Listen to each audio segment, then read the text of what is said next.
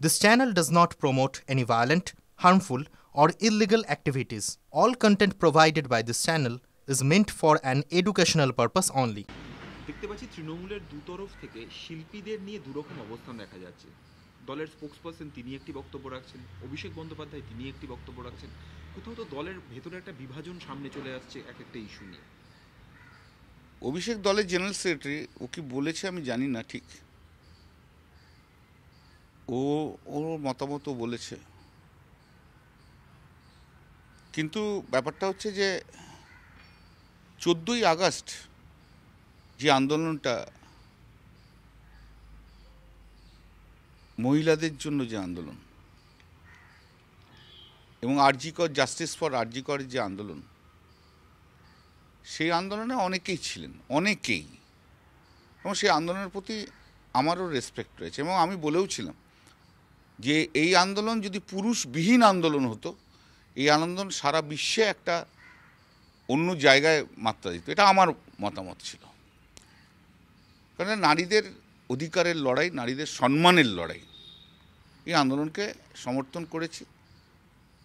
এবং পরবর্তীকালে তোমরা যদি দেখে থাকো যে জাস্টিস ফর আরজিকর নিয়ে উকিলদের যে আন্দোলন হয়েছে, মিছিল হয়েছে, সেই মিছিলে আমিও ছিলাম, সেখানেও আমিও জাস্টিস ফর আরজিকর বলেছি।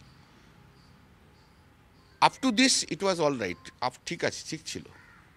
সেটা হচ্ছে জাস্টিস ফর আরজিকর সরকারের বিরুদ্ধে নয়, মমতা বন্দ্যোপাধ্যায়ের বিরুদ্ধে নয়।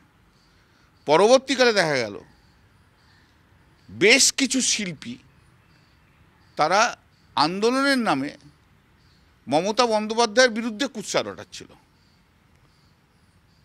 সরকারের বিরুদ্ধে সমালোচনা সবাই করতে পারে, এ সম্বন্ধে আমার কোনো দ্বিমত নেই, মানে করতেই পারে, কিন্তু ব্যক্তিগত কুৎসা যেভাবে চলে গিয়েছিল, হ্যাঁ, যেভাবে কথাবার্তা বলছিল, অন্যান্য যে লোকরা তাদের সঙ্গে যাচ্ছিল না তাদেরকে চটি চাটা, হানো তেনো, যা ইচ্ছা যে যা ভাষা পেরেছে বলেছে। আমি তখনই, আজ থেকে 3 মাস আগে বলেছিলাম যে আপনারা এইসব কথা বলছেন, এইসব শিল্পীরা তৃণমূলের নেত্রী মমতা বন্দ্যোপাধ্যায় সম্বন্ধে বলছেন, তো আপনারা তৃণমূলের কোনো প্রোগ্রামে যাবেন না তো?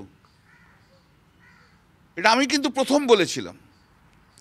তার পরবর্তীকালে তারা আরও এটাকে আরও উগ্রতার সঙ্গে নিয়ে গেছে।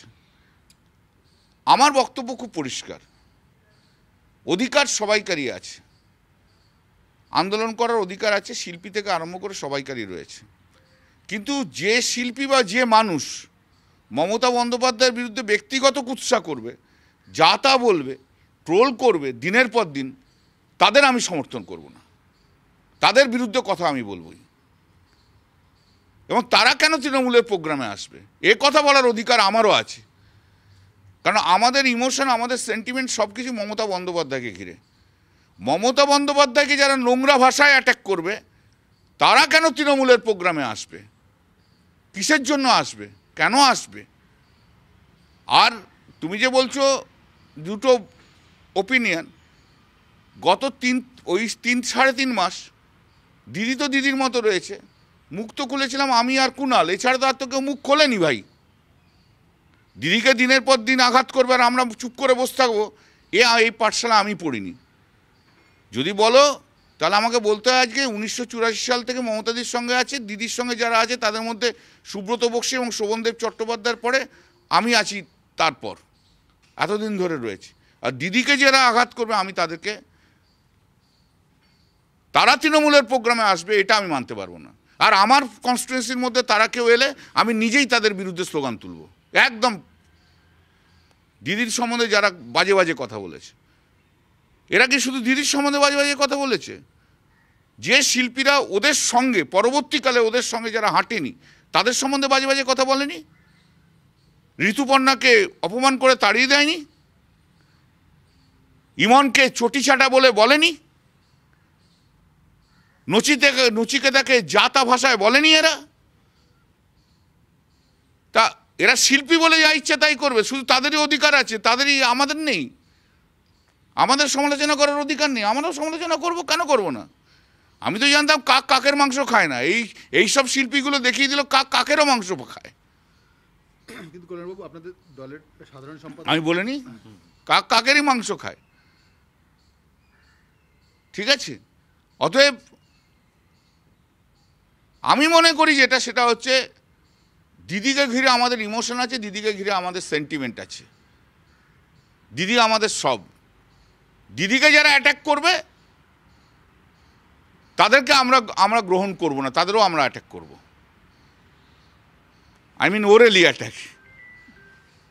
এরা শিল্পী, রাজনীতিও করব না, আর ব্যাকড বাই দি অন্য পলিটিক্যাল পার্টি হবে। হলোটা কি আন্দোলন? আন্দোলনের প্রথমটা তো নন পলিটিক্যাল ছিল, আন্দোলনের পরবর্তীকালটা তো পলিটিক্যাল হয়েছে, backed by the CPM and আরও ওই আল্ট্রা সিপিএম, আল্ট্রা কমিউনিস্ট, তাদের দিয়ে হয়েছে। বিজেপির লোক আছে, তাদের দিয়ে হয়েছে।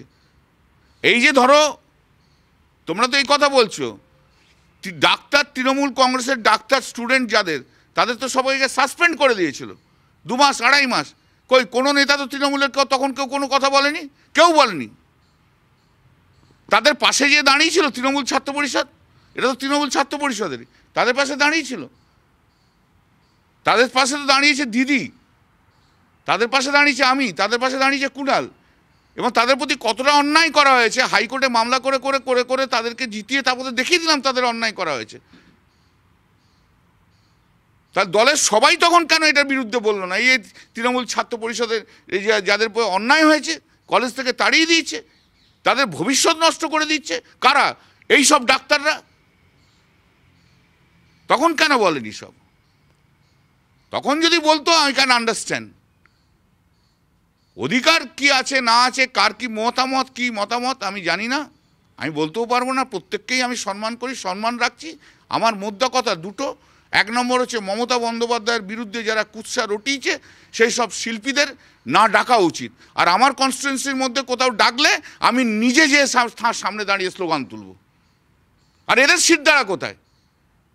এইসব শিল্পীদের শিরদাঁড়া করে, শিরদাঁড়া মমতা বন্দ্যোপাধ্যায়ের শিরদাঁড়া নিয়ে প্রশ্ন করেছিল, তো এদের শিরদাঁড়াটা কোথায় যে তৃণমূলের প্রোগ্রাম নিয়ে তাদের চালাতে হচ্ছে? কোন এক শিল্পী, কে শিল্পী যাকে ফোন করে বলতে হচ্ছে প্রোগ্রাম দিন, ওই ধরনের কিছু, তার সেই শিল্পীর শিরদাঁড়া কোথায়? সেই শিল্পীর নাম কি জানতে চাই। সব বলে দিচ্ছি। শিল্পী স্বাধীনতায় হস্তক্ষেপের কথা আছে। স্বাধীনতা হস্তক্ষেপকে করে রাজ্য, স্টেট। তোমাদের মনে আছে কিনা জানি না, 1981-82 সালে ঊষা উত্তুপ যখন প্রোগ্রাম করছিল তখন সরকার থেকে, তখনকার রাজ্য সরকার বাধা দিয়েছিল। তখন হাইকোর্টে মামলা হয়েছিল, হাইকোর্ট থেকে পারমিশন দিয়েছিল বামফ্রন্টের বিরুদ্ধে। এখানে কি সরকার দিচ্ছে? সরকার হলে হস্তক্ষেপ হয়, সরকার না হলে হস্তক্ষেপ হয় না। ব্রিচ অফ ফান্ডামেন্টাল রাইট যেটাকে বলে, সেটা কারা ব্রিচ অফ ফান্ডামেন্টাল রাইট করে? ব্রিচ অফ ফান্ডামেন্টাল রাইট হয় সরকার বা সরকারের কোনো প্রতিষ্ঠান যখন সেই ফান্ডামেন্টাল রাইট ইন্টারফেয়ার করে, তখন ফান্ডামেন্টাল রাইট। আর্টিকেল 19 যার জন্য বলে the state cannot do this things. Individual না, তৃণমূল কংগ্রেস পার্টি হিসেবে তো সরকার নয়, এ তো তৃণমূল কংগ্রেসের নিজস্ব প্রোগ্রাম। আমি ধরো একটা প্রোগ্রাম করছি, আমি একজন এমপি প্রোগ্রাম করছি, সবাই বলে তৃণমূল কংগ্রেসের এমপি প্রোগ্রাম করছে। আমার সেই প্রোগ্রামে যা দিদিকে গালাগাল দিয়েছে, আমার দিদির ছবি থাকবে মাথার ওপর, আমাকে তাকে ডাকতে হবে, ভাই এটা আমি পারবো না। বললেন না বাংলাদেশ থেকে কোথায় ইলিগালি অনুপ্রবেশ হয় সেটা নিয়ে বিতর্ক রয়েছে। গতকাল শুভেন্দু অধিকারী বলেছেন কি পশ্চিমবঙ্গ সরকার জমি দিচ্ছে না, তাই পশ্চিমবাংলাতে বাংলাদেশে অনুপ্রবেশ বাড়ছে। আপনারা কীভাবে দেখছেন? গতকাল একটা দিল্লি পুলিশ প্রেস কনফারেন্সও করেছিল। দেখো, দিল্লি পুলিশ তো অলরেডি বলেইছে, দিল্লি পুলিশ মানে অমিত শাহর পুলিশ। দিল্লি পুলিশ তো বলেইছে যে মেঘালয়ের বর্ডার দিয়ে ঢুকে আসাম হয়ে বিভিন্ন জায়গায় এরা ছড়িয়ে পড়ছে। তাহলে ব্যর্থতাটা কার? ব্যর্থতাটা হচ্ছে বর্ডার সিকিউরিটি ফোর্সের, সিআইএসএফের। শুধু পশ্চিমবাংলার বদনাম করে বাংলার বিজেপি চালায়, কিন্তু আসল সত্যটা এখন দিল্লি পুলিশ বলে দিল। দিল্লি পুলিশ তো ভাই অমিত শাহর পুলিশ। তাহলে জঙ্গি আসছে, মেঘালয় রাস্তা ধরে জঙ্গি আসছে, বর্ডার সিকিউরিটি ফোর্স কোনো কাজ করতে পারছে না, বর্ডার সিকিউরিটি ফোর্স সেটাকে অ্যালাউ করছে। চার্জে নর্থ ইস্টের মন্ত্রীকে সুকান্ত মজুমদার। তাহলে সুকান্ত মজুমদার এগুলো করাচ্ছে, মেঘালয়ের থেকে দিয়ে বর্ডারের থেকে দিয়ে বিএসএফকে দিয়ে ছাড়িয়ে এটা উনি করাচ্ছেন এগুলো সমস্ত জঙ্গিদের। জঙ্গি আনছে ওরা। কোনো রকম ইলিগাল ইমিগ্রেশন রাজ্য সরকার এবং তৃণমূল কংগ্রেস অ্যালাউ করে না। সব বদনাম করে তো লাভ নেই। আর সুকান্ত তো জিতলই তো, 10,000 ওই ভোটে জিতলই তো ওই অনুপ্রবেশকারী বাংলাদেশিদের জন্য, ও জিতলই তো তাই।